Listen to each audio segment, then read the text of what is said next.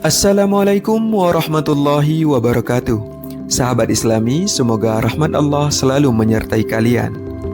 Pada kesempatan kali ini kita akan bercerita kisah spesial yang pernah disebutkan dalam Al-Quran. Tepatnya surah Al-Maidah ayat 112 hingga 115. Yakni kisah Hawariyin umat Nabi Isa meminta hidangan surga dari langit. Bagaimanakah kisah lengkapnya? Mari kita mengikutinya. Dalam kitab-kitab tafsir dikisahkan bahwa Nabi Isa alaihissalam suatu ketika memerintahkan para pengikut setianya Al-Hawariyun untuk berpuasa selama 30 hari penuh. Dan mereka pun menunaikan puasa itu dengan kesungguhan dan pengharapan. Setelah hari-hari puasa itu berlalu, para Hawariyun mendatangi Nabi Isa alaihissalam dengan hati yang penuh harap.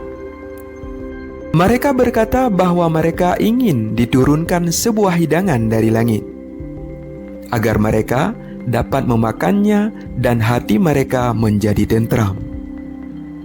Sebagai tanda bahwa Allah Subhanahu wa Ta'ala benar-benar telah menerima puasa mereka dan mengabulkan permohonan mereka.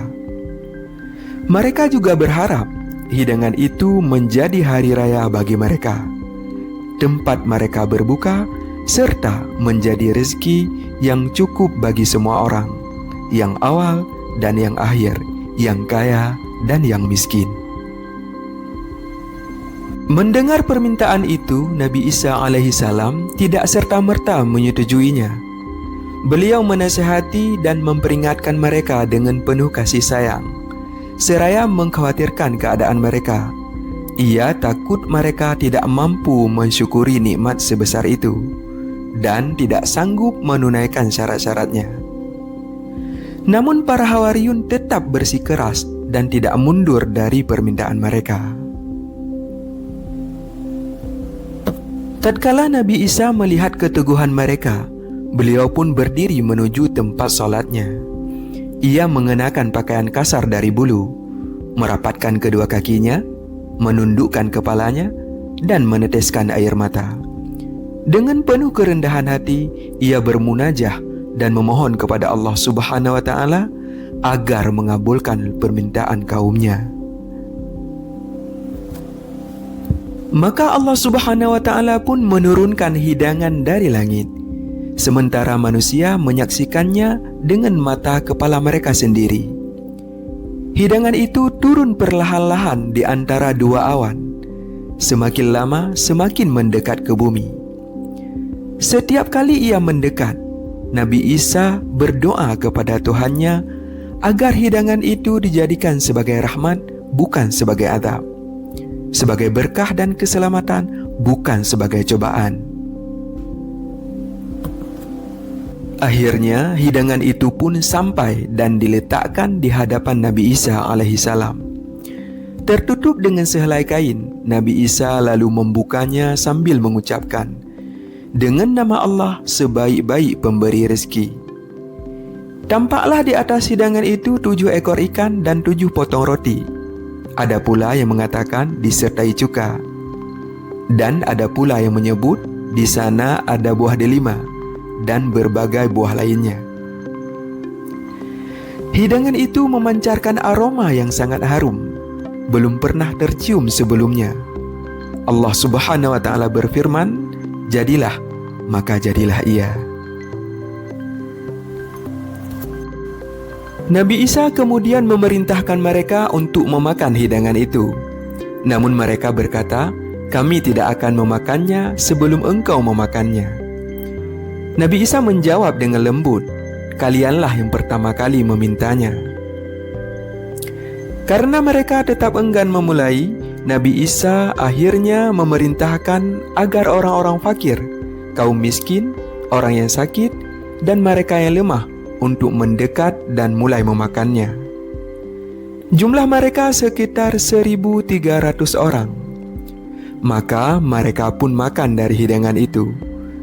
Dan dengan izin Allah Subhanahu wa Ta'ala, setiap orang yang memiliki penyakit, cacat, atau penyakit menahun sembuh seketika. Melihat kejadian itu, orang-orang yang sebelumnya enggan makan pun menyesal setelah menyaksikan perubahan keadaan yang signifikan dari hidangan tersebut.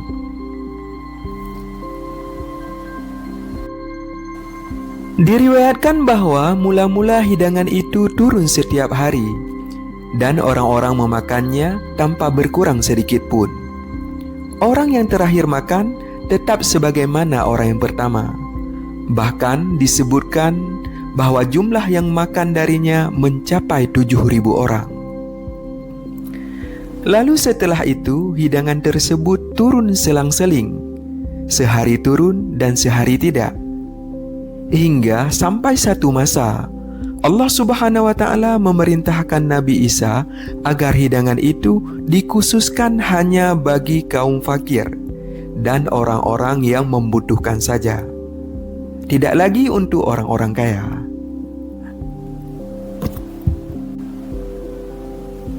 Hal ini terasa berat bagi sebagian orang.